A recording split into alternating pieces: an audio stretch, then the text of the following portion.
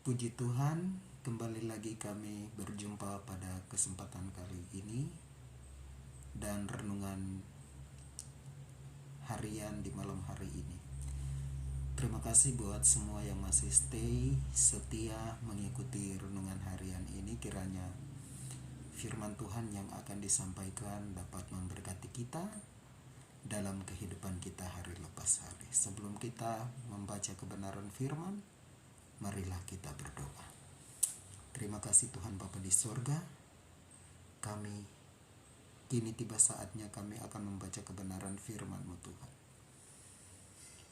Biarkanlah Roh Kudus-Mu mengajar kami dari hari ke hari melalui kebenaran firman-Mu.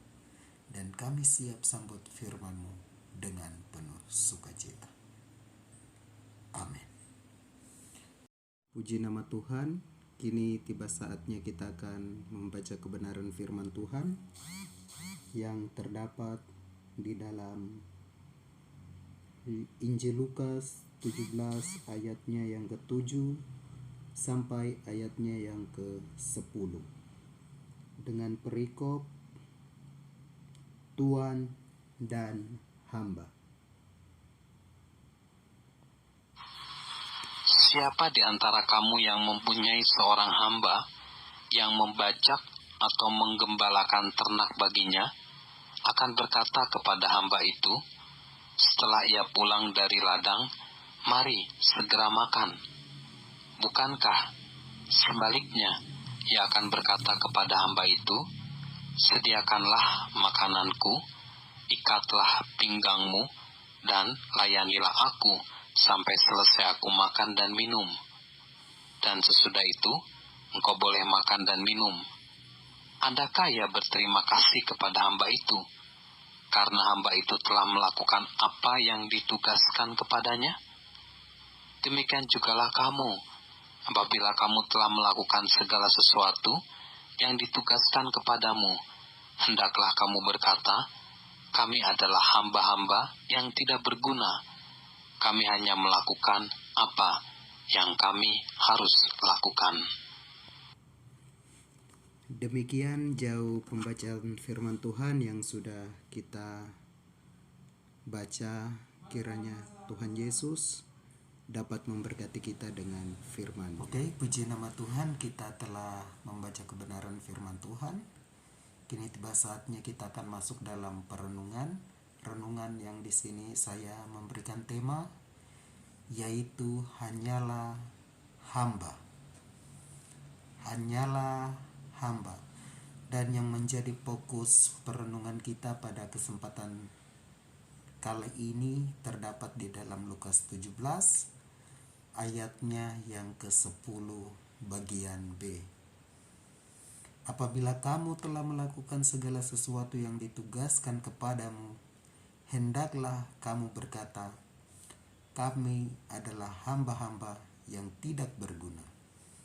Kami hanya melakukan apa yang kami harus lakukan." Mendengar kata hamba, yang terlintas adalah sosok yang hina, tidak punya hak hidup, menderita, dan tidak merdeka. Itulah seorang hamba. Itulah gambaran umum seorang hamba. Sebagaimana orang percaya, kita adalah hamba-hamba Kristus. Sadar akan hal ini, Rasul Paulus berkata, "Demikianlah hendaklah orang memandang kami sebagai hamba-hamba Kristus, yang kepadanya dipercayakan rahasia Allah." Puji nama Tuhan. Di dalam 1 Korintus 4 ayatnya yang pertama di situ bilang, kita adalah hamba-hamba Kristus yang dipercayakan rahasia Allah. Yang menjadi hamba bagi Kristus, dia akan dipercayakan rahasia-rahasia Allah. Karena kita hamba Kristus, kita harus membangkitkan setiap napas kehidupan kita untuknya. mau lepaskan kemerdekaan pribadi serta tunduk kepada pemerintahan sorgawi. Namun kenyataannya sering kita tidak mau melepaskan kemerdekaan pribadi. Seringkali kita tidak mau melepaskan kemerdekaan pribadi. Bila menyadari kita adalah hamba, kita harus membekali diri dengan pola pikir yang benar. Bila menyadari kita adalah seorang hamba, kita harus membekali diri dengan pola pikir yang benar.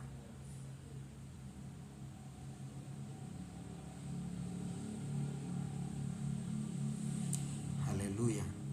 Fokus seorang hamba adalah bagaimana ia dapat menyenangkan hati tuannya. Jadi ia tidak memikirkan kenyamanan bagi dirinya sendiri, namun banyak hal yang terjadi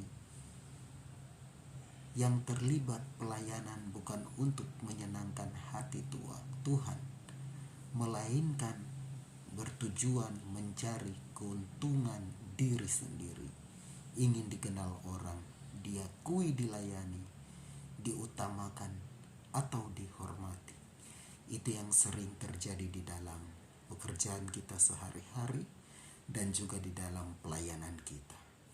Alkitab menulis, barang siapa ingin menjadi besar di antara kamu, hendaklah ia menjadi pelayanmu, dan barang siapa ingin menjadi terkemuka di antara kamu, hendaklah ia menjadi hambamu.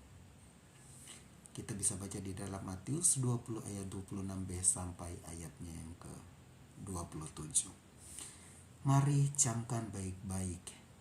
Apapun yang kita miliki saat ini dan jenis pelayanan apa saja yang dipercayakan Tuhan kepada kita, biarlah kita berpikir bahwa hal itu adalah sebuah kepercayaan.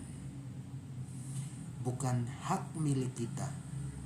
Bukanlah pemilik, tapi hanyalah pengelola, sehingga kita harus mengerjakan sesuai kehendak Tuhan. Tuhan tidak tertarik dengan hasil atau semaraknya pelayanan kita. Yang Dia perhatikan adalah motivasi atau alasan kita melayani, karena Ia menyelidiki segala hati dan mengerti segala niat dan cita-cita. 1 Tawarik 28 ayatnya yang ke-9 bagian A. Oleh karena itu kita harus dapat berkata, ia harus semakin besar, tetapi aku harus semakin kecil. Injil Yohanes 3 ayatnya yang ke-30. Demikian renungan kita pada kesempatan kali ini. Kiranya Tuhan Yesus dapat memberkati kita semua. Amin. Mari kita berdoa. Terima kasih Tuhan Yesus. Kami telah belajar tentang kebenaran firman yang terdapat di dalam Lukas 17 ayat 7 sampai ayatnya yang ke-10. Jadikanlah kami seorang hamba agar kami mengerti rahasia-rahasia Allah yang akan Tuhan nyatakan di dalam kehidupan kami. Terima kasih buat firman, hanya di dalam nama-Mu kami berdoa. Amin. Puji nama Tuhan. Kepada saudara-saudari semua, jika renungan ini dapat memberkati kita, jangan lupa buat saudara-saudari share ke teman-teman yang lain agar mereka juga dapat diberkati, dan juga saudara-saudari jangan lupa untuk klik tombol lonceng untuk mendapatkan notifikasi-notifikasi video berikutnya. Dan jangan lupa like, komen, dan subscribe. Terima kasih. Tuhan Yesus memberkati kita semua. Shalom.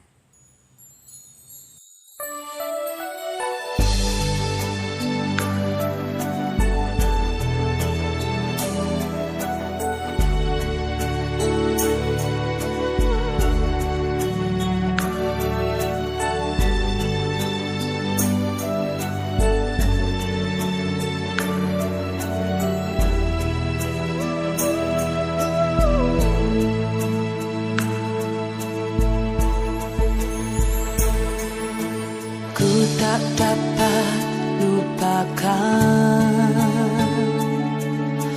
kebaikan yang ku terima, pengorbananmu yang mulia jadikan ku berharga. Kau tulus menerima aku apa adanya,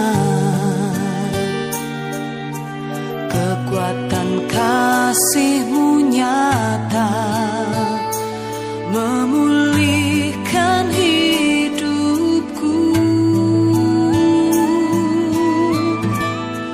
Kau bukan Tuhan yang melihat rupa, Kau bukan Tuhan yang memandang harta.